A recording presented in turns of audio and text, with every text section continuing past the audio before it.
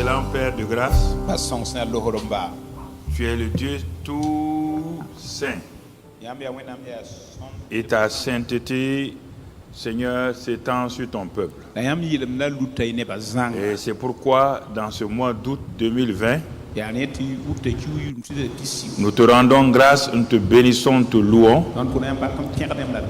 pour ta fidélité, ton amour, pour ta grâce, pour tous tes bienfaits, et que ta grâce repose sur chacun de tes enfants et que tous ceux qui sont en contact avec nous, dans le précieux nom du Seigneur Jésus-Christ. Amen. Asseyez-vous dans sa présence. Nous avons, pendant le mois de juillet a été le mois de la parole sous plusieurs formes. La parole parlée, la parole écrite, la parole proclamée. Donc le mois de juillet a été un mois où nous avons proclamé notre foi. Et nous rendons grâce à Dieu notre Père pour cette fidélité, pour cette grâce particulière, afin que nous puissions glorifier son nom en toutes choses et que nous puissions le bénir. Nous avançons et pour ce mois d'août-là, nous allons, comme nous l'avons dit, nous allons simplement avancer et regarder ce que nous devons faire. Cette sous-série du mois d'août là, c'est faites ce qu'il vous dit, 3 points de suspension, et ensuite sur ta parole je, 3 points de suspension. C'est pas le titre de notre message, c'est la sous-série du mois d'août. Et pour ce mois d'août là, notre premier message de ce matin est intitulé La foi en action produit toujours un témoignage favorable. La foi en action produit toujours un témoignage favorable. Alors, si nous regardons attentivement la parole de Dieu, donc nous avons dit croire dans son cœur et aligner ses pensées sur les pensées de Dieu. Ça va m'amener à proclamer ce que Dieu a dit. Et quand je proclame ce que Dieu a dit, maintenant j'achève donc tout mon cycle de foi par la foi en action. Donc, je dis et je répète qu'il n'est pas dit que je dois avoir ces 4 choses-là pour que j'ai ce que Dieu m'a déjà donné en Christ. Je peux croire dans mon cœur et la chose apparaît. Mais parfois, il me faut croire, aligner ma pensée, et ce que je veux vient. Parfois, il faut aller au 3e niveau. Croire, penser, parler, avant que la chose ne vienne. Parfois, il faut croire, penser, parler et agir. Parfois, il faut simplement agir. Tu crois déjà et tu agis. Donc, je n'ai pas dit que pour avoir les choses, il faut obligatoirement aligner ces quatre choses-là. Non. Je vous ai développé les 4 éléments pour que vous sachiez à quel moment ce qu'il faut faire. S'il s'agit de proclamer, tu proclames. Il y a des moments, il ne faut pas proclamer. Il s'agit d'agir. Tu agis. Dans ton cœur, tu crois déjà. Et tu agis. C'est la même chose. Mais il fallait développer tous ces aspects-là pour permettre à chacun, ceux qui sont des bébés spirituels, ceux qui ont grandi dans la foi, de saisir.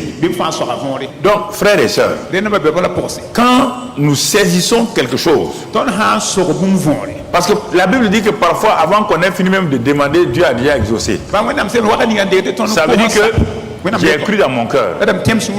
Comme j'ai cru dans mon cœur, là, Dieu a vu que j'ai cru. Il n'a pas besoin que je parle. La chose est urgente. Donc la foi là, on ne peut pas la contrôler, en faire une doctrine.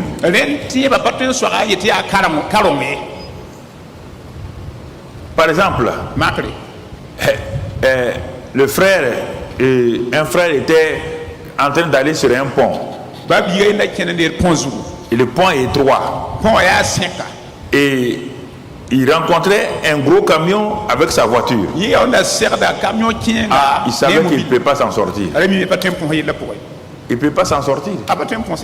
Mais simplement, il a cru. Quand il a cru, parce qu'il n'y a pas le temps de parler tout ça là, il a proclamé, les deux voitures sont passées. Quand c'est fini, le camion est parti s'arrêter. Et ils se sont arrêtés. Ils ont attrapé leur tête. Comment sur ce pont-là, deux voitures ne peuvent passer et leurs voitures sont passées? Il n'y a pas de problème. Les gens du gros camion, ils remettent la tête. Donc tu vois, ça dépend de l'action. Si c'est urgent, on ne peut pas dire croire, pense, parle, agir. Non. Donc tu comprends. Mais maintenant je dis, la foi peut être là. Mais mon frère, le temps là, ça peut être instantané. Ça peut attendre un peu.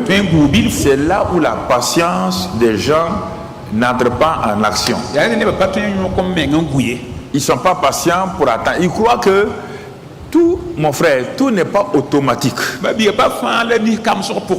Il y a des moments où tu dois montrer à Dieu que quoi qu'il advienne, toi tu crois.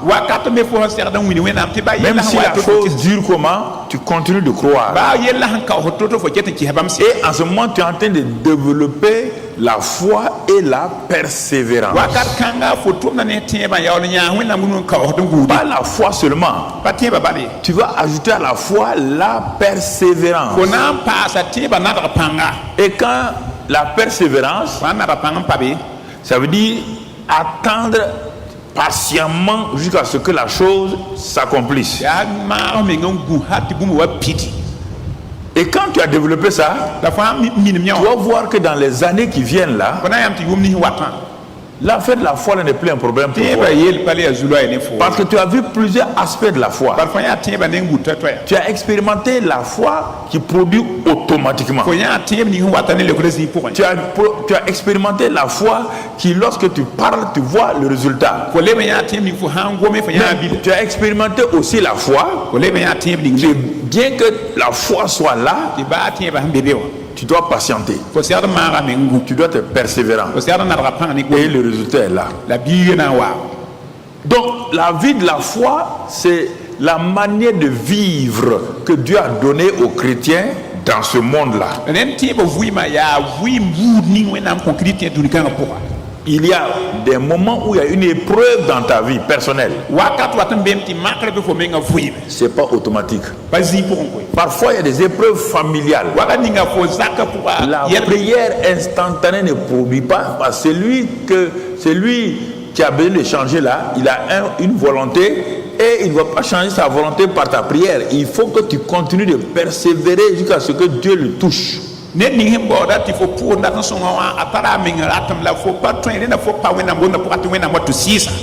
tu comprends cela, ça va t'aider à aller de l'avant, à progresser et à avoir des résultats. Donc, en restant longtemps sur la foi, parce qu'il n'y a pas d'autre moyen pour vivre en relation avec Dieu si ce n'est pas la foi. Même si tu dis prière là, c'est la prière de la foi. Il n'y a rien que tu peux faire sans la foi. C'est pourquoi Hébreux 11 verset 6 nous dit que sans la foi il est impossible d'être agréable à Dieu. Sans la foi il est impossible d'être agréable à Dieu. Sans la foi, il est impossible d'être agréable à Dieu. Et quand tu vois ça, n'aie pas peur. Quand Dieu dit des choses comme cela, n'aie pas peur. Parce que Dieu, la parole répond à la parole. 2 Corinthiens 4:13 va répondre à Hébreux 11 verset 6. 2 Corinthiens 4:13 va répondre à Hébreux 11 verset 6. Dans 2 Corinthiens 4:13 il est dit, dans 2 Corinthiens 4:13 il est dit, or nous avons l'esprit de foi. Nous avons le même esprit de foi. Donc, bien-aimés frères et sœurs, sans la foi, je ne peux pas être agréable à Dieu. Je ne m'arrête pas là-bas pour commencer à pleurnicher. Non. La Bible parle à la Bible et la Bible explique la Bible. Je cherche à savoir, mais qu'est-ce que Dieu, puisque Dieu me dit sans la foi, je ne peux pas lui plaire, mais où est-ce que Dieu a résolu ce problème-là? Et dans 2 Corinthiens 4:13, Dieu a résolu ce problème-là. Il me dit que nous avons le même esprit de foi. Et si tu avais lu Romains 12:3 qu'on ne va pas lire, Dieu dit qu'il a donné à chacun une mesure de foi. Donc c'est pourquoi tu es croyant. Tu es croyant. Tu as la foi. Ne pars jamais dire que tu n'as pas la foi. Simplement, tu ne sais pas manifester la foi. Tu ne sais pas utiliser la foi avec vraiment une grâce, une sagesse. C'est pourquoi tu n'as pas de résultat. Et c'est pourquoi les gens de Hébreux répondent, Hébreux 10 verset 39. Il dit, nous ne sommes pas de ceux qui se retirent pour se perdre, mais nous sommes du groupe de ceux qui ont la foi pour sauver leur âme. Ah, vous voyez les 3 versets. J'ouvre ma Bible, je lis, sans la foi il est impossible. Je veux me décourager. Mais Dieu me dit, mais il faut tout le temps au moins 2 ou 3 témoignages.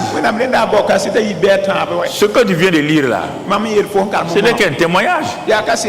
Et je l'ai donné parmi des gens qui ont exercé la foi. Comment ils ont exercé la foi?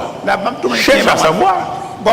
Je continue de lire et je tombe sur 2 Corinthiens 4:13 qui me dit que nous avons le même esprit de foi. Je continue encore dans Romains 12:3 où il est écrit que Dieu nous a donné à chacun une mesure de foi. Donc,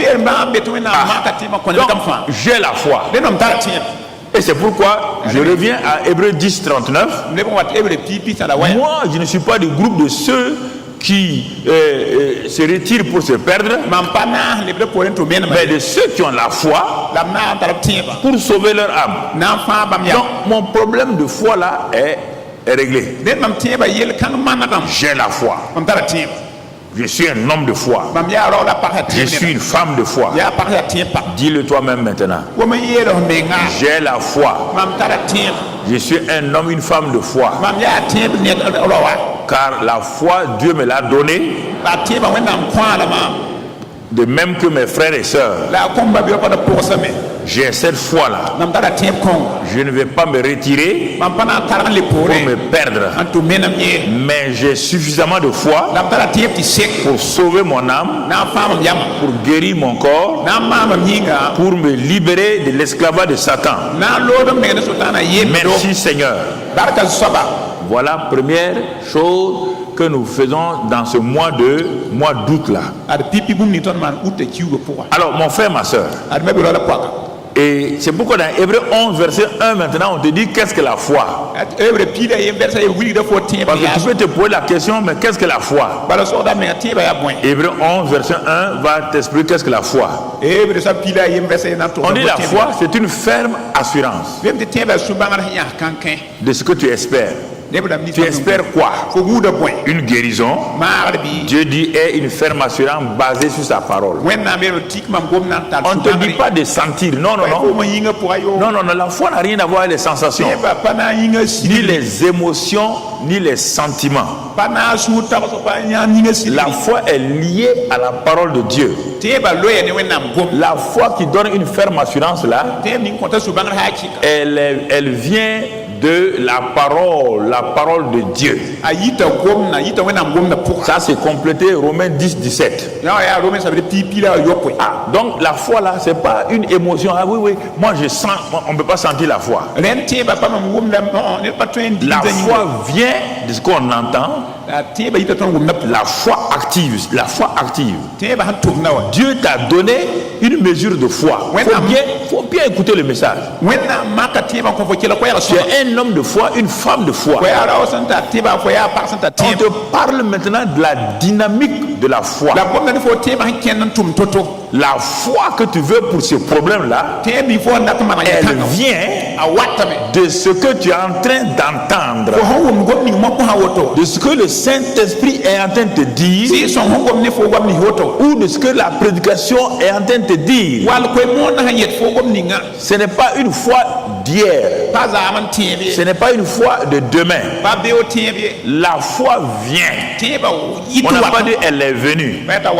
On parle ici de la dynamique, comment la foi fonctionne. Comment elle fonctionne?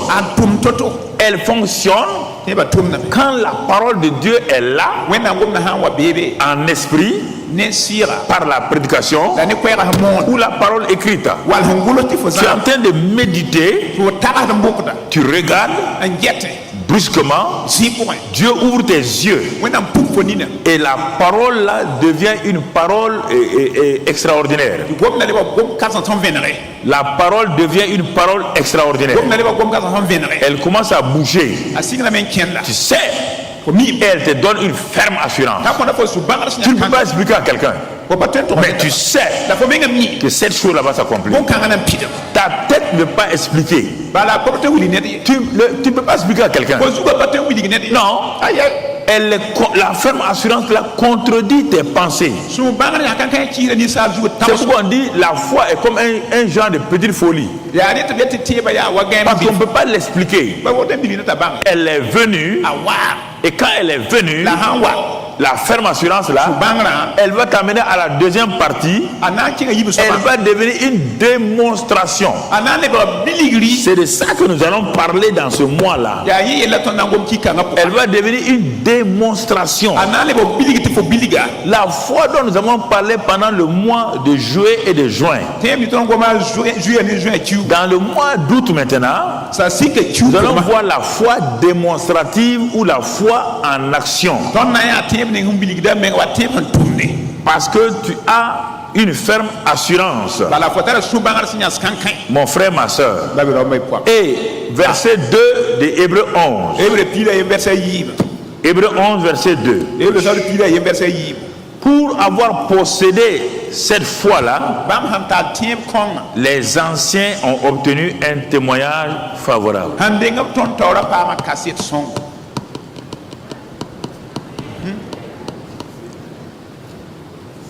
Les anciens, on ne parle pas des vieux, on parle de ceux du passé. Ils l'ont possédé. Ils l'ont possédé sans l'auteur de la foi qu'on appelle Jésus. Ils l'ont possédé sans avoir en eux le Saint-Esprit. Alors, mais comment ils l'ont possédé alors? La foi vient de ce qu'on entend. L'auteur de la foi n'est pas venu, mais le Dieu de foi est là. Le Saint-Esprit n'est pas en eux. Mais le Saint-Esprit est déjà là. Maintenant, on dit la foi vient.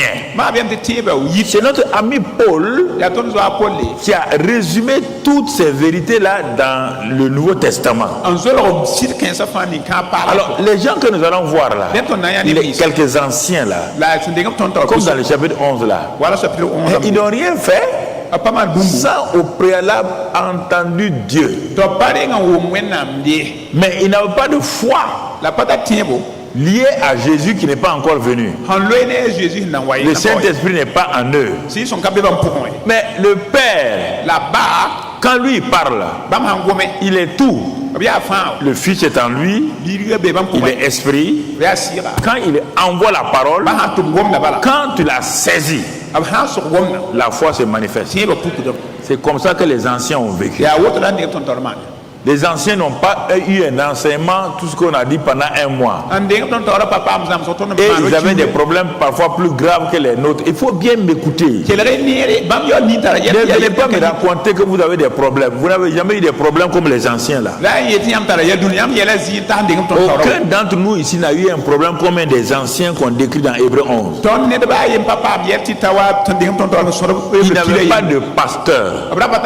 Il n'avait pas d'église. Il n'avait pas d'enseignement. Mais on dit qu'ils ont vaincu. On dit qu'ils ont eu ce qu'ils voulaient. Et certains même ont dit on ne veut même pas ce qu'on veut là, on veut l'éternité. Ils ont réussi en tout. Parce qu'ils croyaient que Dieu est fidèle. Et on a dit ça, le caractère de Dieu, Dieu est fidèle. Comme Dieu est fidèle, alors je me repose, je me base sur sa fidélité. C'est ça qui amène les gens à aller loin. Si aujourd'hui les gens, les chrétiens, les hommes d'affaires chrétiens, et tous ces gens-là, les pasteurs, les politiciens chrétiens, avaient confiance en Dieu, avaient un cœur attaché à Dieu, ils verront les mêmes choses se passer. Dieu n'a pas changé et il est le Dieu en qui il n'y a aucune ombre de variation. Pour avoir possédé la foi, les anciens ont donné des témoignages. Et Dieu était tellement heureux qu'il a dit à Paul, rassemble dans un seul livre, un seul chapitre, les témoignages de tous les anciens. Je suis tellement content que cette nouvelle génération qui va venir là, parce qu'ils vont avoir tellement d'incrédulité, écrit le témoignage des anciens pour qu'ils lisent et qu'ils sachent ce que les anciens ont fait sans pasteur, sans église, sans groupe de prière.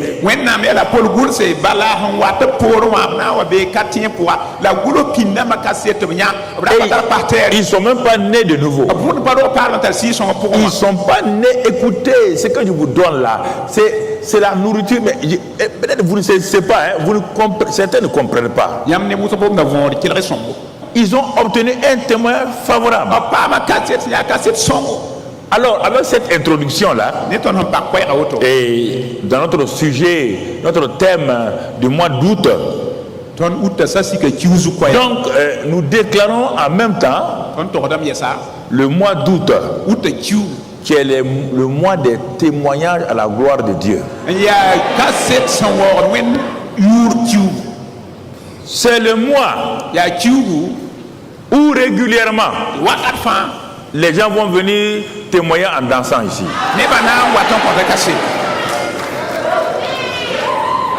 Et écoutez-moi sérieusement. Parce que c'est la foi en action. La foi en action produit toujours des témoignages.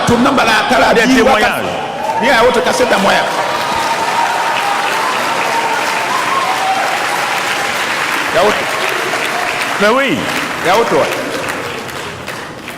c'est un mois très important.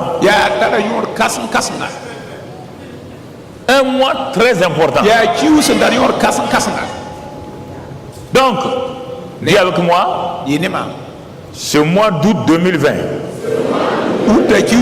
c'est le mois de mes témoignages. Je vais témoigner tout ce que Dieu aura fait dans ma vie, dans mon travail, dans mes études, dans mes affaires, dans mon église, dans mon pays. Je vais témoigner. Je ne me tairai point. Je ne vais pas me retirer. Je resterai ferme. J'ouvrirai ma bouche pour donner des témoignages à la gloire de Dieu. Amen.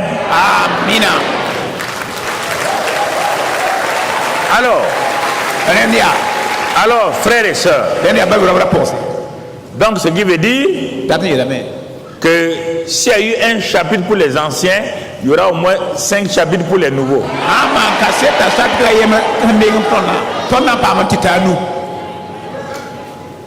Dis avec moi, mon nom sera dans le livre des témoignages. Mon nom ne manquera pas. Le monde spirituel, le monde physique verra mon nom. Ah oui. Je m'attends à des témoignages. Je verrai mes témoignages. Je vais exalter le Seigneur pour les témoignages.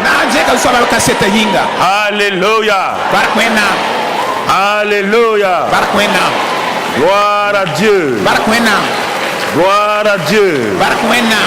Gloire à Dieu. Ah, dis à ton voisin, ne manque pas le mois d'août, hein? C'est le mois de ton témoignage. C'est le mois de ton témoignage. Sois fidèle. Alléluia. Amen. Merci Seigneur. Merci Seigneur. Regardons le témoignage d'un ancien. On va voir 2 anciens et ensuite le témoignage d'un ancien. L'ancien Noé, dont le nom est un nom extraordinaire, Colombe. C'est ça. Dans Genèse 6,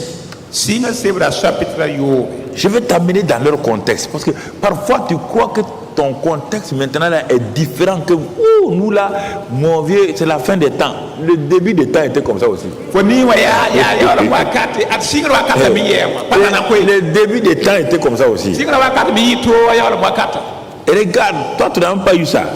Au temps de Noé là, et regarde ce qu'il y a. Genèse 6. Il est dit lorsque, verset 1, lorsque les hommes eurent commencé à se multiplier. Tu entends? Au commencement. Sur la face de la terre. Et que les filles leur furent nées. Les filles de Dieu, quand on parle ici, on parle des anges, certains anges, virent que les filles des hommes étaient belles. Là, on ne peut pas t'expliquer tout, sinon ça va devenir une doctrine bizarre. Et ils en prirent pour femmes parmi toutes celles qu'ils choisirent. Il ne faut pas aller te bloquer dans ça et puis m'écrire après que ça veut dire. Voilà, je ne vais pas te répondre car je n'étais pas là-bas. Là où j'étais là, je vais te dire. Voilà. Alors l'Éternel dit, à cause de ce mélange-là, à cause de cette confusion-là, c'est la même chose aujourd'hui. Les gens s'accouplent à des animaux, les gens s'accouplent à des choses bizarres, à des esprits. Dans ce monde aujourd'hui, ça existe. Alors l'Éternel dit, mon esprit ne restera pas à toujours dans l'homme, car l'homme n'est que chair, et ses jours seront de 120 ans. Ces jours seront de 120 ans. Bon, verset 5. verset 9. L'Éternel vit que la méchanceté des hommes était grande sur la terre et que toutes les pensées de leur cœur se portaient chaque jour uniquement vers le mal. Et là, ça c'est au commencement déjà. Au commencement déjà. Méchanceté, pensée tournée uniquement par jour vers le mal. L'Éternel s'est répandu d'avoir fait l'homme sur la terre et il fut affligé en son cœur. Vous voyez bien? Et l'Éternel dit, j'ai exterminé de la face de la terre l'homme que j'ai créé, depuis l'homme jusqu'au bétail, car je me répands de les avoir faits. Regardez où les hommes ont poussé Dieu à l'extrême. Ils l'ont poussé à l'extrême. Les hommes ont rejeté Dieu comme aujourd'hui encore. Comme aujourd'hui, les hommes ont rejeté Dieu. Chaque jour, uniquement, on dit uniquement. Quand se lève le matin, quel est le mal? Comme aujourd'hui, quand vous regardez à Ouagadougou, quand beaucoup de gens de Ouagadougou se lèvent le matin, quel mal? Comment je vais tromper quelqu'un? Comment je vais détruire quelqu'un? Le mal est là permanemment dans les cœurs des gens.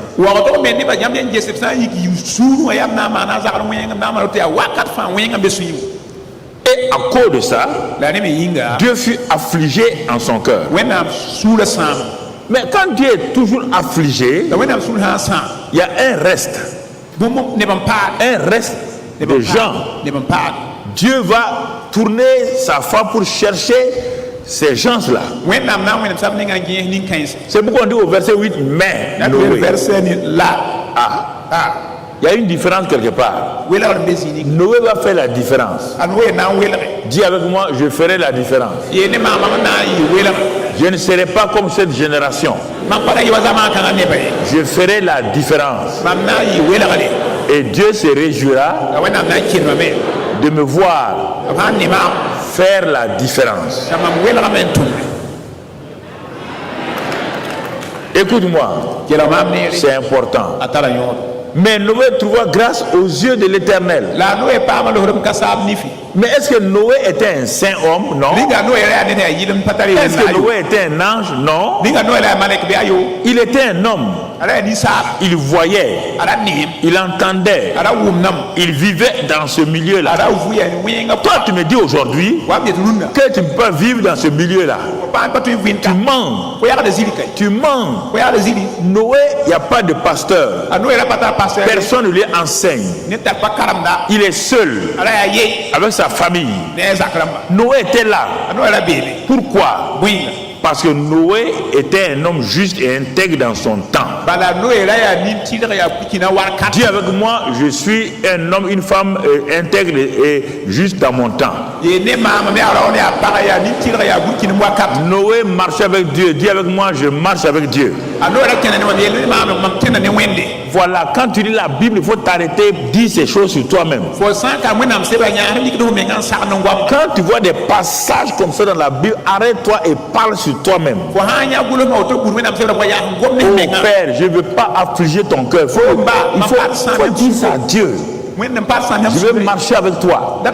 Je suis justifié. Je suis la justice de Dieu en Christ. Donc tu dis ces choses-là. Toi tu l'es déjà. Noé, c'est par ses forces qu'il faisait ça. Toi tu l'es déjà par l'œuvre achevée de Christ.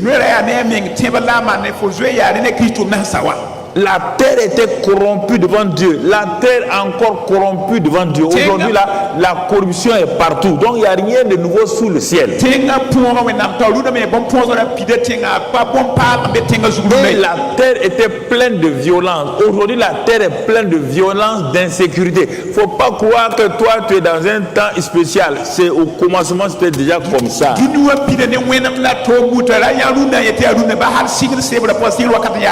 L'environnement socio-politique, ou bien il n'y a pas de politique, mais socio-économique de Noé était terrible. Dieu regardait la terre et voici, elle était corrompue. Car toute chair avait corrompu sa voix sur la terre.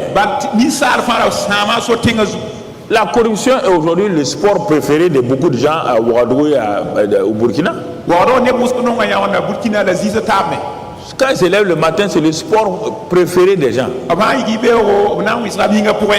Toute la terre était corrompue devant Dieu. Et quand Dieu a regardé ça, il va prendre une décision de détruire la terre. Mais en même temps, Dieu se rappelle qu'il est un Dieu juste et que le juste, lui, ne touche pas le juste. Il va faire la différence. Dans ce temps de la fin là, Dieu fera encore la différence. Quand Noé vivait comme ça, les gens insultaient Noé. Comme aujourd'hui, on vous insulte, vous les Américains là, tout le temps, vous êtes en train de faire ça. Vous êtes bête même. On te donne un poste comme ça, juteux, tu ne bouffes pas. On disait ça à Noé aussi. Il n'y a rien de nouveau sous le ciel. Ne croyez pas que vous souffrez, vous êtes des victimes. Noé était victime, mais il va être vainqueur. Mais Noé se pose la question, comment il va s'en sortir? Ok. Il s'est posé la question, comment il va s'en sortir? Mais Dieu va intervenir. Ne sais pas de forcer les choses. Tu ne peux pas. J'ai dit que Dieu va faire la différence. Ok. Si toi t'as mais pourquoi même Dieu? Si pourquoi Dieu même? Ok. Tu risques de te balayer avec les méchants là. Noé souffrait. Puisque la terre était corrompue. Partout où Noé partait, il était rejeté. Injuste parmi les corrompus. Partout où il va, on l'insulte seulement. Dieu a décidé de détruire. Mais regarde, verset 13. Dieu dit à Noé. C'est important. La foi vient de ce qu'on. Ce qu'on entend vient de la parole de qui? Qui est en train de parler? Celui qui veille sur sa parole là, c'est lui qui est en train de parler. Le Dieu qui dit une chose, elle arrive là, c'est lui qui est en train de parler. Il est en train de parler à Noé comme actuellement il est en train de te parler.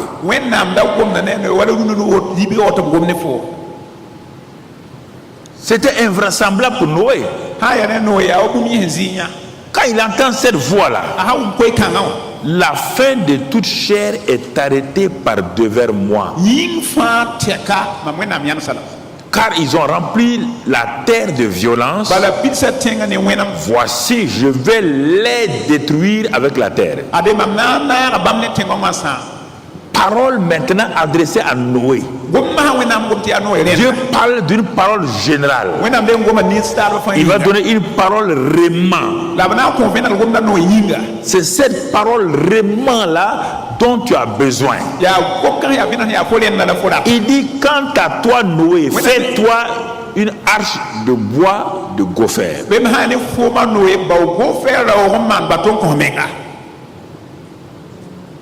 Je vais les détruire. Quant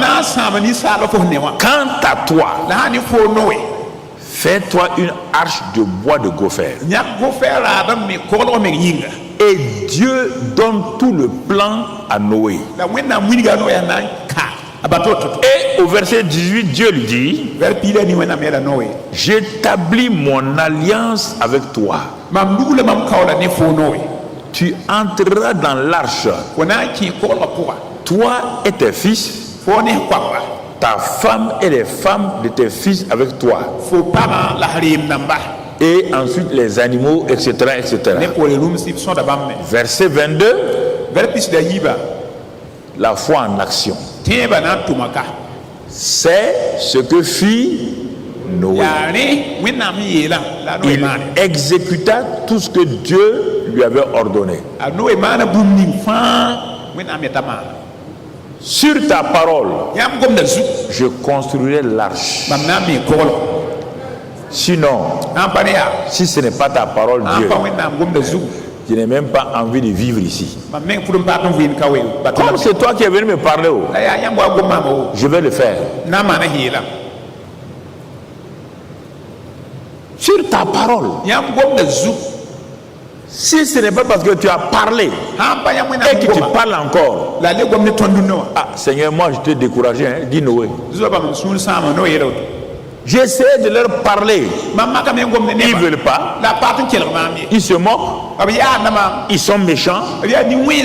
Mais comme tu as parlé sur ta parole, je ne sais pas comment on fait une arche.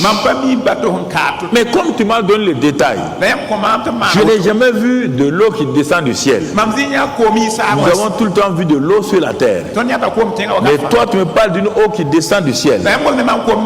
Et ce que je dois faire là doit flotter sur l'eau. Je n'ai jamais vu un truc flotter sur l'eau.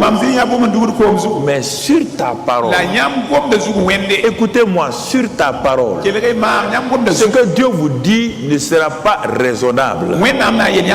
Ce que Dieu vous révèle ne sera pas quelque chose que vous pouvez avoir dans la tête. Ça s'oppose à vos pensées. Ça dépasse votre capacité. Ça dépasse vos limites. C'est pourquoi quand il parle, le Saint-Esprit va entrer en action pour vous donner la sagesse et l'intelligence pour accomplir ce qu'il a dit.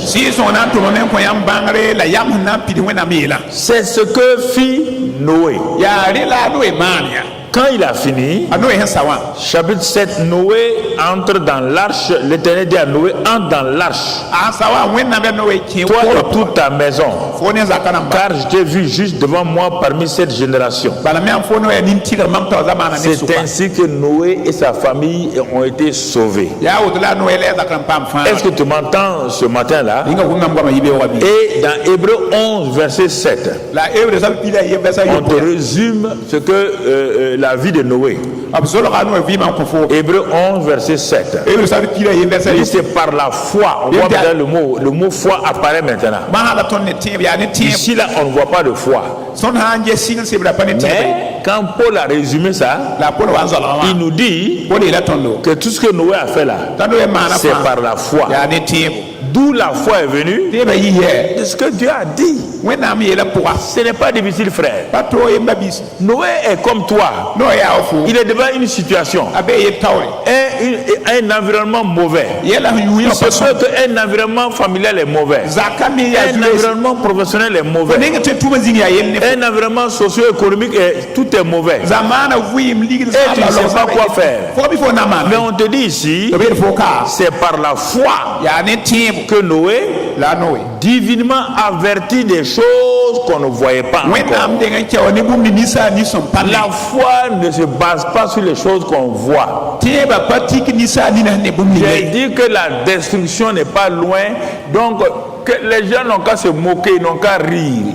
Mon frère, à toi de prendre soin de ce que tu entends. Écoute-moi, c'est important. Ce qui s'est passé au temps de Noé là, il est dit qu'au temps de Noé, les gens se mariaient, les gens mangeaient, se moquaient de Dieu. Noé a fini son arche. Noé est rentré dans l'arche discrètement. Et le ciel s'est ouvert. 40 jours de pluie. Ceux qui ont réagi, Papa Noé, il a dit, lui il n'a pas la clé de l'arche. Parce que c'est Dieu qui a fermé la porte, il a enlevé la clé. Ses beaux-parents ont dit Noé, il dit, ah papa, j'ai pas la clé. Sa belle-mère dit, je vais retirer ma fille. Il dit, tu ne peux pas rentrer, ta fille est là-dedans. Belle maman, je te parlais, tu ne croyais pas. Je vous ai averti que l'eau va venir, vous êtes moqué de moi. Je vous ai dit beaucoup de choses, vous êtes moqué. Le temps est venu maintenant où moi aussi je ris. C'est important, frère, que vous compreniez ces vérités-là. Ça va vous aider à aller de l'avant, à progresser. Frères et sœurs, ce que je vous dis là, ça c'est le commencement. La fin là sera pareille. La fin là, les gens se moquent. Ils se moquent qu'il n'y a pas Dieu, que Dieu n'existe pas. C'est pas un problème. Il ne faut pas prendre la place de Dieu. Non. Toi, ce que tu dois faire, c'est de vivre dans la foi dans un environnement hostile. C'est ça que je suis en train de te dire là.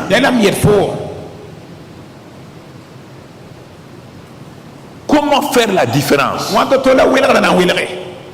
Les choses vont se compliquer. Il n'y a aucun président dans ce monde-là qui peut faire revenir à la paix ce monde-là, qui peut faire revenir les choses à la paix. Il n'y a pas ce type-là, il n'y a pas ce président-là, ça n'existe pas. Les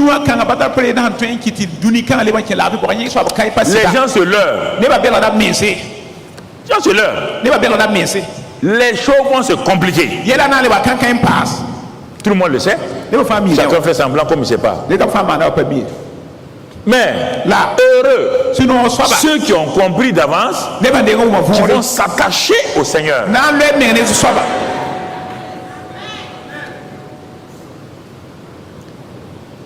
Aucune forme de déluge ne t'atteindra. Au moment où l'eau va couler, monter, toi tu seras au-dessus de l'eau. L'arche là, c'est l'arche de ta famille. Ta famille sera au-dessus de l'eau. Tes affaires seront au-dessus de l'eau. Frères et sœurs, mais les gens ne pensaient pas que Noé, un seul homme peut avoir raison. Les gens parlent de majorité. La majorité, c'est en politique. La majorité, c'est dans les choses sociales. Dans l'esprit, il n'y a pas de majorité. Dans les choses spirituelles, un seul homme et Dieu, c'est la majorité absolue. C'est pourquoi je ne m'inquiète pas de ce que les gens disent, de ce qu'ils font. Pourquoi vous inquiétez? On verra ici, on verra la fin, on verra ce que Dieu va faire. Chacun est là, non? Vous allez voir. Non. Laissez. Rira qui rira le. C'est pas ceux qui rient au commencement qui ont raison. Ce sont ceux qui rient à la fin. Au moment où les gens pleurent, et ils rient maintenant. Au moment où les gens commencent à rire, et ils réfléchissent. Dire attention, il ne faut pas rire avec eux. Par leur rire là n'est pas bon. Au moment où eux ils pleurent, toi tu ris maintenant.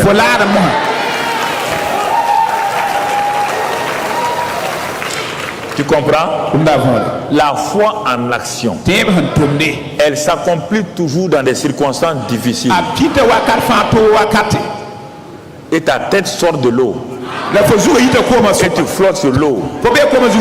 Et tu prends tes ailes pour t'envoler. Dans le nom de Jésus-Christ. Un autre ancien. Un autre ancien, dans le nom aussi dans Hébreu 11, on ne va pas le lire. Lui ici s'appelle Josué. Lui c'est quel cas? Ce n'est pas un environnement hostile. Le cas de Josué correspond à quoi? Un grand obstacle devant lui qui l'empêche de progresser pour entrer dans sa destinée. Si toi tu n'as pas compris l'environnement hostile là, je vais venir à un autre cas, peut-être tu vas mieux comprendre. Josué avait une destinée une terre qu'on appelait Canaan, où il doit rentrer avec le peuple. Josué a déjà vu Canaan, il a goûté Canaan, mais c'était pas devenu une réalité personnelle pour lui. Et Josué a vu qu'à Canaan, il y a des choses terribles.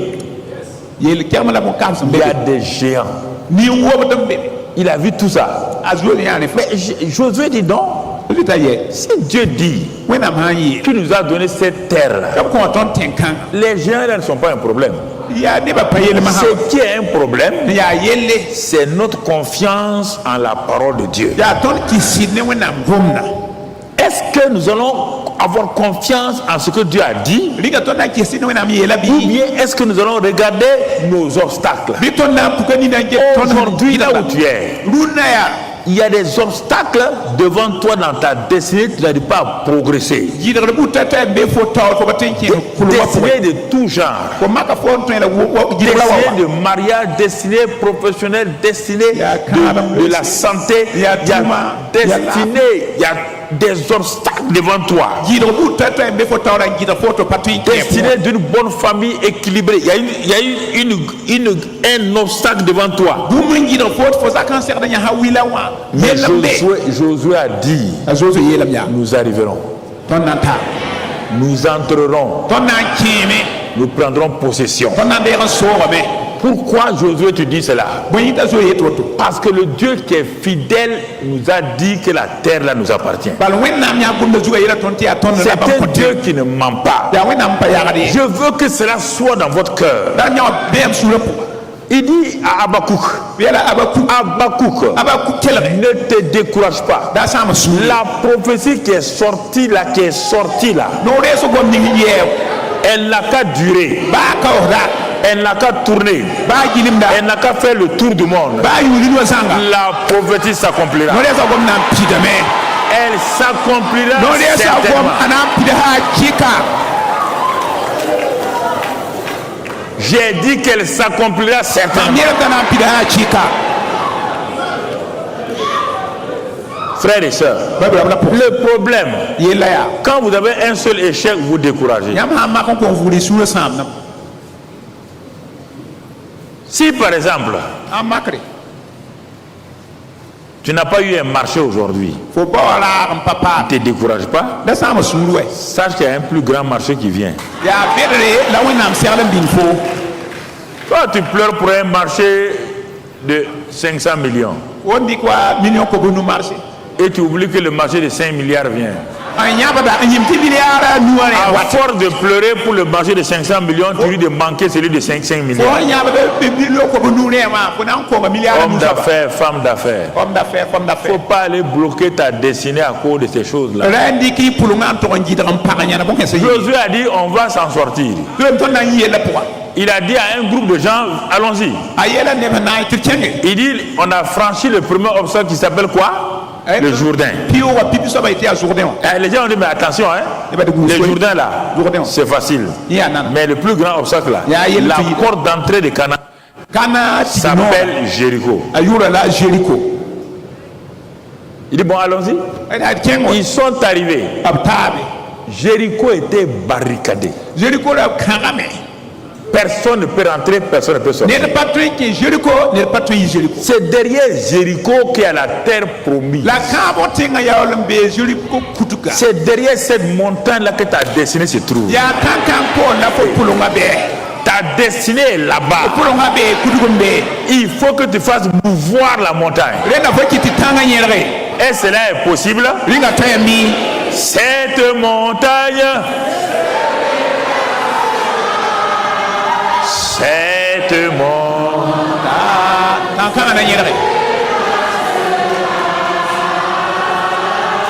cette montagne,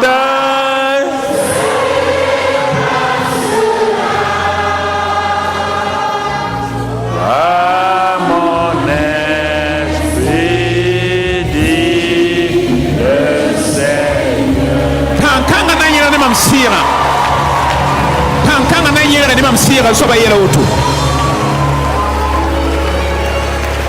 Quelle est la montagne qui t'empêche d'avancer?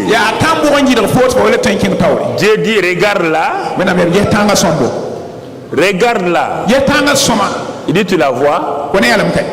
Il a dit à Moïse, dis au peuple là, ils n'ont qu'à tourner regarder Pharaon. Ils n'ont qu'à regarder les commandos là. Ils ont regardé. Ils ont dit, ces gens que vous voyez là, vous ne les verrez plus.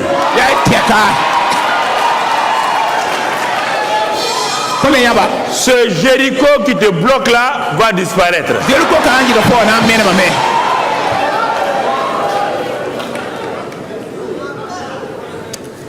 Ok. Mais si pour un rien, toi tu te décourages, une petite et un caillou, toi tu te déplaces. Un petit rocher, toi tu es découragé. La colline n'est même pas arrivée, à plus forte raison la montagne.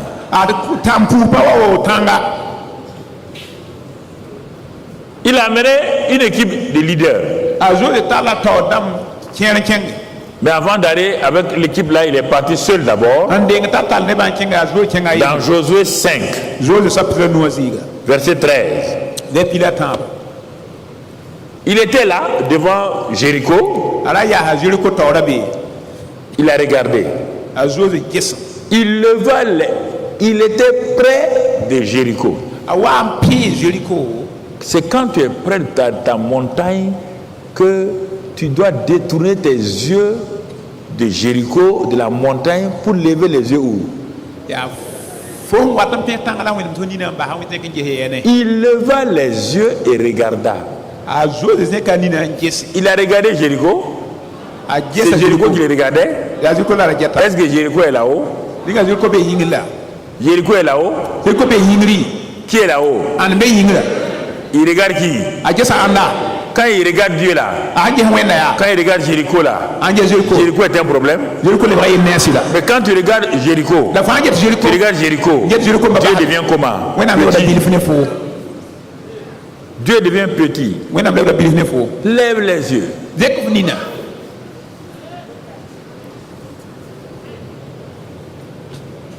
Je lève les yeux. Oui.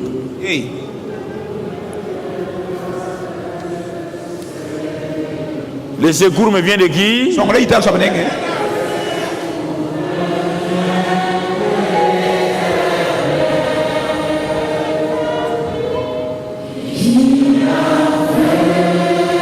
Les yeux là.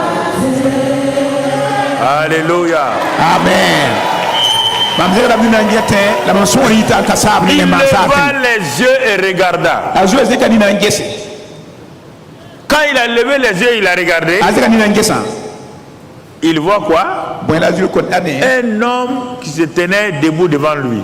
Est-ce qu'il a vu Jéricho encore? Il a vu l'envoyé spécial du grand Dieu qui se tenait devant lui avec une épée quoi? Une épée nue dans la main. Regardez, Josué n'a pas peur, il alla vers lui et dit, es-tu des nôtres ou de nos ennemis? Il dit, il faut que ce soit clair, hein? Est-ce que tu es des nôtres ou tu fais partie de nos ennemis? Il faut parler clair, hein? L'autre va lui répondre, non, mais je suis le chef de l'armée de l'Éternel. Vous ne savez pas, chaque fois le chef de l'armée de l'Éternel vient, il vient vous trouver, vous avez donné d'eau, vous partez. Il n'y a pas un seul malheureux qui crie sans que l'Éternel l'entende. Il n'y a pas un seul malheureux qui crie sans que Dieu vienne à son secours. Il n'y a pas cet homme ou cette femme là qui est comme vous ne voyez pas la réalité spirituelle là, vous ne savez pas. Au moment où vous pensez que vous êtes seul là, comme cet homme-là, il traversait des difficultés énormes. Il ne savait que faire. Il se plaignait. Il se plaignait. Un jour, il a un songe, une vision nocturne. Il est en train de marcher sur une plage. Et c'est comme si le Seigneur vient l'aider. Et ils marchaient ensemble. Et dans son songe là, il voit les traces des pieds du Seigneur et les deux traces des pieds de ses propres pieds. Il est content, il est content. Le Seigneur est avec moi. Le Seigneur est avec moi. Mais quand il continue à marcher, arrivé à un moment donné, il ne voit que les traces de deux pieds seulement. Il voit 4, il voit 2. C'est en ce moment où c'était très difficile pour lui. Il n'avançait pas. C'était très très très difficile. Mais à la fin, quand il est passé là, il a dit au Seigneur, je ne comprends pas. Tu étais avec moi au début de mon problème. Mais quand mon problème est devenu dangereux, difficile, tu m'as laissé affronter tout seul. Le Seigneur a ri et dit, je savais que tu ne pouvais pas traverser. Je t'ai pris, je t'ai mis sur mon cou. Les deux traces là que tu voyais là, ce sont les traces de mes pieds. C'est ce que Dieu fait pour vous. Quand vous traversez la vallée de l'homme de la mort, il vous met sur son cou. Il vous tient sur son cœur. Et mon enfant ne craint point. Ne crains rien, je t'aime. Je suis avec toi. Promesse suprême. Il faut, quand il y a des gens, vous chantez ces cantiques. Ne crains rien, je t'aime. Il est avec moi. Apprenez à chanter. Quand vous chantez dans vos temps de problèmes, votre cœur rentre dans la paix et l'anxiété s'en va. Apprenez à chanter. Des cœurs si bon, le Dieu est si bon. Proclamez. Chantez. Comprenez? Alors, quand Noé, demain Josué, a vu l'homme là, qu'est-ce que l'homme lui dit? L'homme doit lui parler toujours dans Josué 5 là. Josué, il dit j'arrive maintenant. Est-ce qu'il devait arriver hier? Est-ce qu'il doit arriver demain? Dieu vient toujours au temps convenable.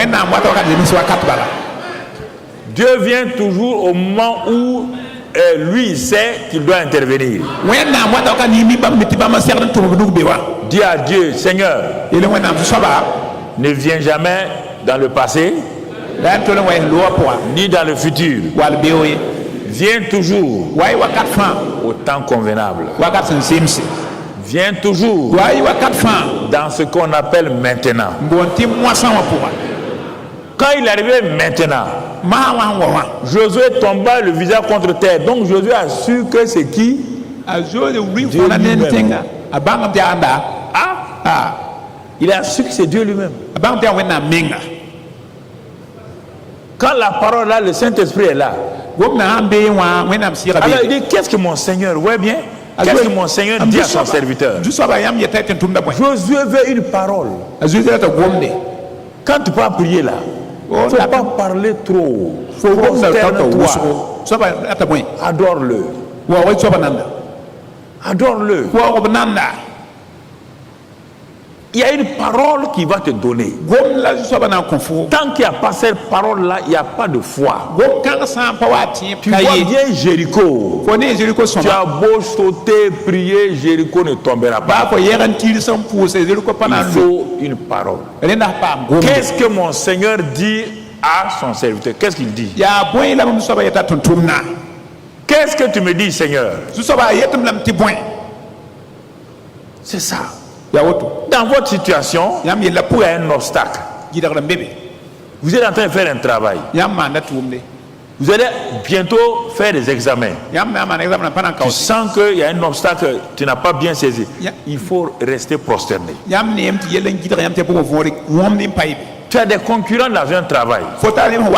Tu sais qu'ils sont plus grands que toi, ils ont les bras plus longs que toi.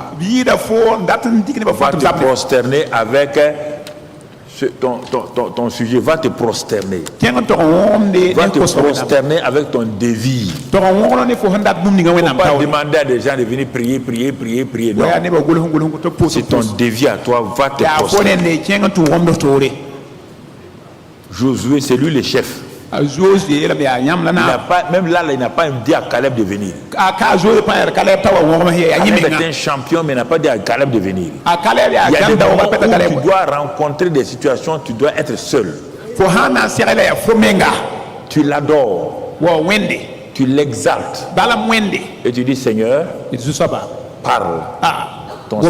Ton serviteur écoute. Il va parler. On ne peut pas adorer Dieu sans qu'il ne vous parle. Mais si tu pars agresser Dieu, alléluia, j'ai des problèmes. Vous croyez que ça là, vous croyez que c'est en train de tout le temps, tout seul, tu cries pourquoi? Dieu est là, tu es là. Il a dit dans Matthieu 6. Entre dans ton lieu secret. Ton père est là-bas. Il te voit là-bas. Il t'attend là-bas. Il te rendra. Il dit qu'il est là-bas. Pourquoi tu es agité? Quand tu as des camarades maintenant, vous pouvez prier comme ça. Quand tu es seul là, adore-le, parle-lui doucement.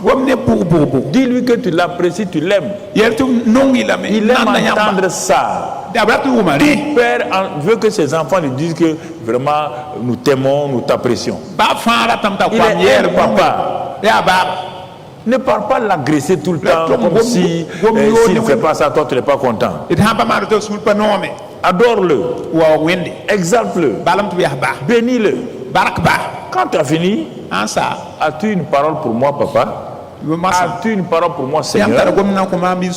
Le Saint-Esprit prend plaisir à parler à ceux qui sont là.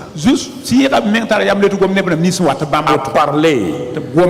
Et il va parler. Josué 6:1. Jéricho était fermé et barricadé devant les enfants d'Israël. Personne ne sortait et personne n'entrait. Josué était déjà là-bas. C'est pas un autre récit. Il était déjà là-bas. Et la suite.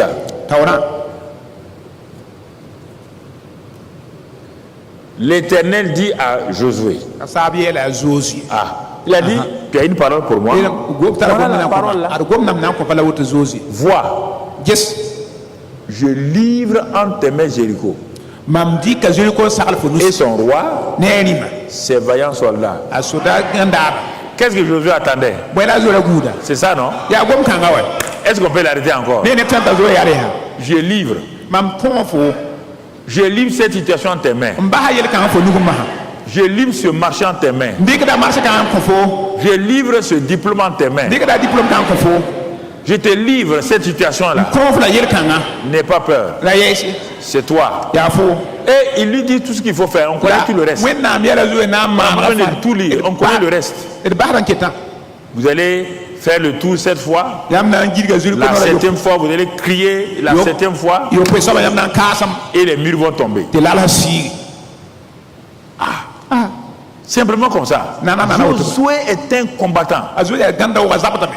Dans Exode, on l'a vu comment c'est lui qui combattait dans la vallée et Moïse était là-haut. Et cette fois-ci, devant un obstacle de ce genre-là, il dit les armes humaines, les épées ne peuvent rien faire ici. Vos épées ne peuvent pas ouvrir Jéricho. Ils ne sont pas devant vous, ils sont derrière les murailles. Vous ne pouvez rien leur faire. Faites ce que je vous dis là. Il y a des moments où votre ennemi ennemi, votre adversité, votre obstacle n'est pas devant vous. Ya wakani yambe wa anjida da yambe wa pabem. C'est plus grand que vous. Ayida mi yamba. Il faut une parole de Dieu. Renda wena ngomo koya. Ou une parole écrite de Dieu sur laquelle vous allez vous appuyer. Ou une parole révélée que Dieu vous donne dans votre cœur. Ou bien une parole quand on prêche comme cela, une parole sort et vient et vous prenez ça. C'est ça que Josué a appris. Il est parti dire à ces gens, c'est sûr et certain qu'il y a certains qui ne croyaient pas. Mais Josué quand même, toi aussi. Tu vois la ville là, non? Marcher seulement autour d'une ville. Tu vas voir, on va se moquer de nous. Effectivement, le premier jour quand ils ont fait le tour là, les Jéricho étaient là-haut. Quand ils ont vu, ils faisaient le tour. Ils ont dit, est-ce qu'ils ne sont pas devenus fous? C'est comme ça qu'ils font la guerre. Les Jéricho étaient tranquilles. Ils sont devenus fous, laissés. Pendant 7 jours, et le 7e jour, ils ont fait le tour en silence. C'est ça, quand Dieu dit de parler, il faut parler. Quand Dieu ne dit pas parler, ne parle pas. Parfois vous parlez quand il ne faut pas parler et vous ne parlez pas quand vous devez parler. Toi tu veux aller rencontrer quelqu'un avec qui tu as une affaire. Tu as un rendez-vous. Toi, quelqu'un te rencontre. Il est où tu vas? J'ai rendez-vous avec ce type-là. On doit faire une affaire là. Moi je vais là-bas. Sinon aujourd'hui là, des gens comme ça là même, il ne faut plus continuer. Il faut retourner. Dieu a bloqué ton affaire. Il ne faut pas parler. Dieu a dit à un jeune prophète, quand tu vas aller, parle. Quand tu as fini de parler, quand la chose va se faire, ne parle plus, ne prends plus la même route. Comme il a vu que sa parole s'est accomplie, il a pensé qu'il est quelqu'un. Il a pris et un vieux prophète devait le tuer. Il a accompli à moitié. Quand vous allez à un rendez-vous d'affaires, pour conclure, ne parlez pas. Quand vous allez à un examen, ne dites pas les jurys là est mauvais. Bon, il y a trop de combines haut. Ne parlez pas. Si vous ne pouvez pas louer Dieu en route, taisez-vous. Dans chaque circonstance, il faut savoir parler et se taire. Je vous pose la question. Si Josué avait laissé les gens là parler, tout le peuple l'a parlé, les gens vont dire quoi? Au moins ils font le tour, ils vont dire quoi? Certains vont dire mais Josué là, ça va chez lui. Il n'a même pas pitié des vieux là. Mais, regarde ces vieillards là, ces enfants là, ils vont parler oui ou non? Et vous savez que comme ça que vous parlez, c'est pourquoi vous ne voulez pas me répondre. Si c'était vous, vous allez parler. Vous dire ça. Et puis le dernier jour, 7 fois. Ah non, ça non, il abuse. Hein. Non. Le gars l'abuse. Dieu a dit, dis-le de se taire. Dieu a dit à Moïse, dis-le de se taire. Vous entendez? Souvent vous parlez trop. Vous dites des choses qui annulent votre affaire. On va aller, mais priez pour nous. On va aller quand même. On va prier pourquoi? On va prier pourquoi? Si tu vas à l'échec déjà, la prière va servir à quoi? Apprenez à vous taire. C'est ça là votre problème. Vous vous taisez pas devant les obstacles. Et vous ne parlez pas au moment où vous devez parler. Dieu a dit à Moïse qu'il se taise. Il dit à Josué qu'il marche dans le silence. Et les derniers jours au 7e tour, élevez vos voix pour crier seulement. Criez. Ne dites pas de paroles. Hein. Criez seulement. Criez. Jéhovah, criez. Et Et le dernier jour, 7e tour, Josué dit que le peuple crie. Et le peuple a crié. Quand le peuple a crié, le Saint-Esprit est rentré en action. Les murailles sont parties ici. Les portes là sont parties là. Et brusquement, le Saint-Esprit a donné le courage aux gens de Josué. Ils ont décimé toute la ville en laissant seulement Rahab. Ça, c'est quand vous êtes devant un grand obstacle. La foi en action. Il faut attendre que Dieu vous dise de faire quelque chose. Il a dit à Noé, construire de l'arche. Il a dit à Josué, faites 7 fois le tour. Dans le Nouveau Testament, 2 exemples. Avec le premier des miracles que Jésus a fait, il a parlé, mais il a dit de faire quelque chose. Il a dit, vous voulez du vin? Bon, vous avez des vases. Ils ont dit oui. Il n'a fait que parler. Il a parlé, mais eux, ils doivent exécuter. Il a parlé, et ils doivent exécuter. Quand Dieu parle, il faut exécuter. Même si vous ne comprenez pas, nous voulons du vin. Remplissez d'eau les vases. Mais ils sont allés à Marie. Tu as dit de faire tout ce qu'il dit de faire là. Mais tu as vu ce qu'il dit? Femme, tu as vu ce qu'il a dit? Tu as vu ce qu'il a dit? Il a dit de remplir d'eau les vases. Et les vases sont des vases pour les ablutions. C'est là-bas qu'on prend l'eau pour aller faire des ablutions avant d'aller dans le temple. Est-ce que tu le connais bien? Marie dit, je vous ai dit, faites ce qu'il vous dit. Faites, hein? Mais ça veut dire quoi? Même si vous ne comprenez pas, quand on dit faire seulement, ça veut dire même si tu ne comprends pas, on te dit de faire quoi? On te dit de faire quoi? De faire.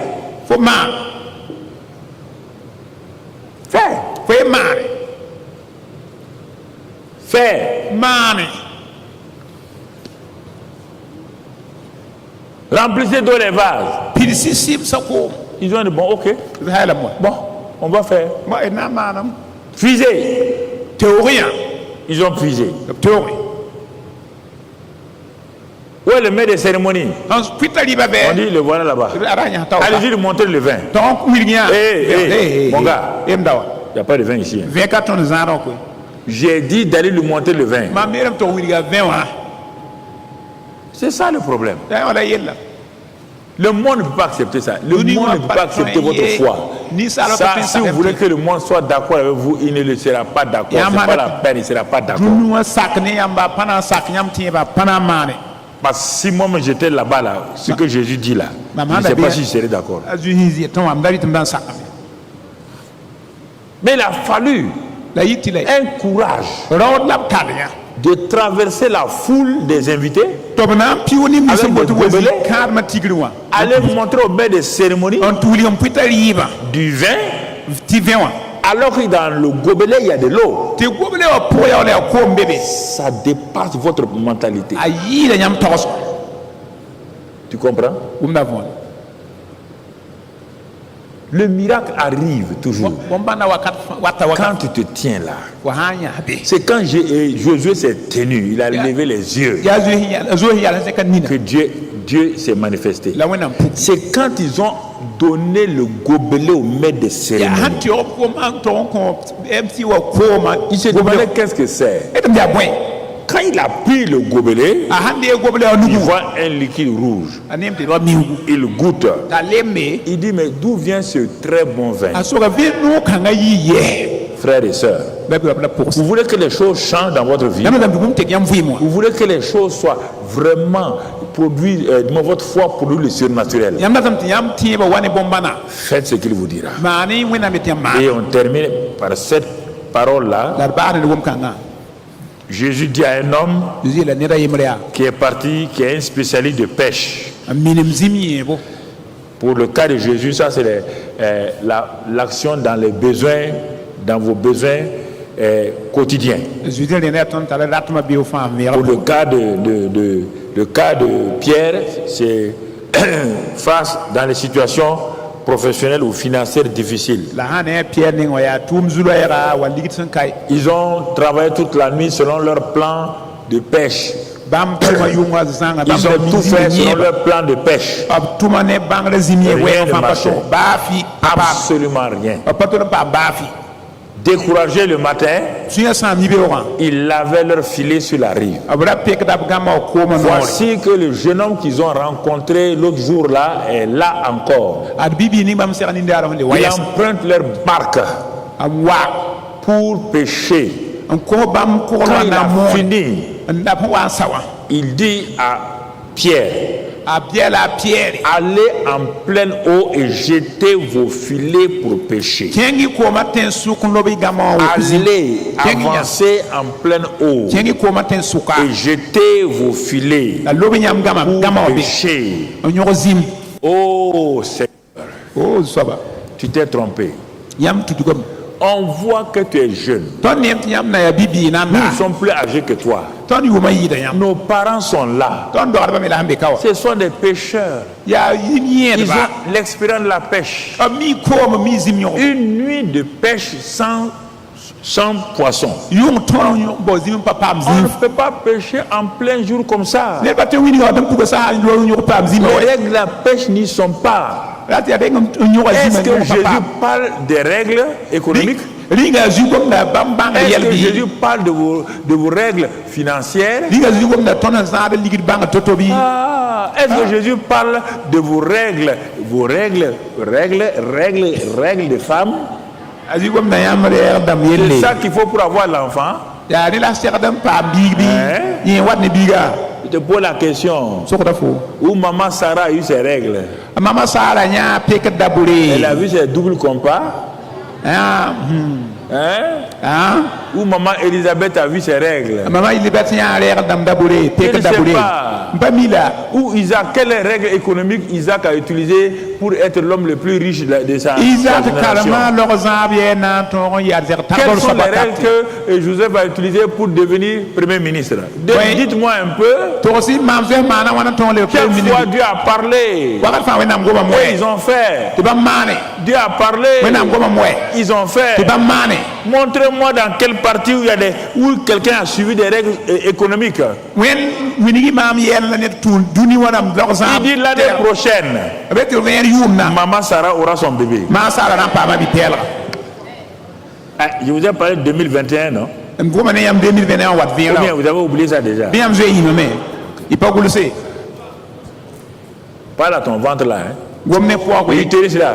Tu m'entends là? Allez. C'est important. Important.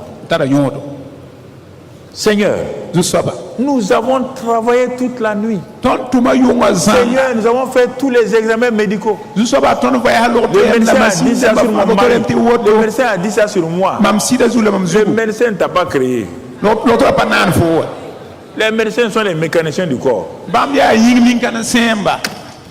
Celui qui a créé la voiture, est-ce qu'il peut manquer les pieds de rechange? De même que celui qui a fait Peugeot à toutes les pieds de rechange. Dieu qui a créé l'homme à toutes les pieds de rechange. Il a un utérus nouveau. Il a des trompes nouvelles. Il a des spermatozoïdes nouveaux. Il n'y a rien qui lui manque là-bas.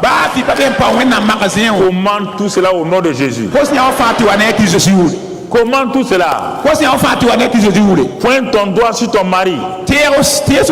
Spermatozoïde, tu viens à la vie maintenant. Allez. Je ne me suis pas marié à un homme sans... Tu viens à la vie. Tu fonctionnes. Tu fonctionnes. Au nom de Christ Jésus. Non, vous êtes là. Nous avons travaillé toute la nuit. On a tout fait. On a opéré, chirurgien, on a opéré cet homme-là toute la nuit. Il est en train de nous échapper. Chirurgien. Hey, Parle. chirurgien. Gomme. L'autre jour, je lisais le témoignage d'un chirurgien chrétien. Un très bon chirurgien. Quand il opère les gens sortent rapidement. Un jour, il a eu quelqu'un là pour la même maladie. Il a dit à son équipe, bon, là, ici, c'est pas grave même. C'est pas grave. Ils ont commencé à opérer en plein attaque cardiaque du malade. Le malade partait. Alors que son cas n'était pas aussi grave que les autres là. Et à un moment donné, comme le chirurgien là a appris à parler, le monsieur est mort sur la table. Toute l'équipe était découragée. Le chirurgien a dit non, pas bouger. Il a posé sa main sur le cœur. Il a parlé à l'oreille du mort là. Il a dit son nom. Reviens à la vie. Je commande que ton esprit revienne à la vie. Quand il a parlé 3 fois, l'homme a fait.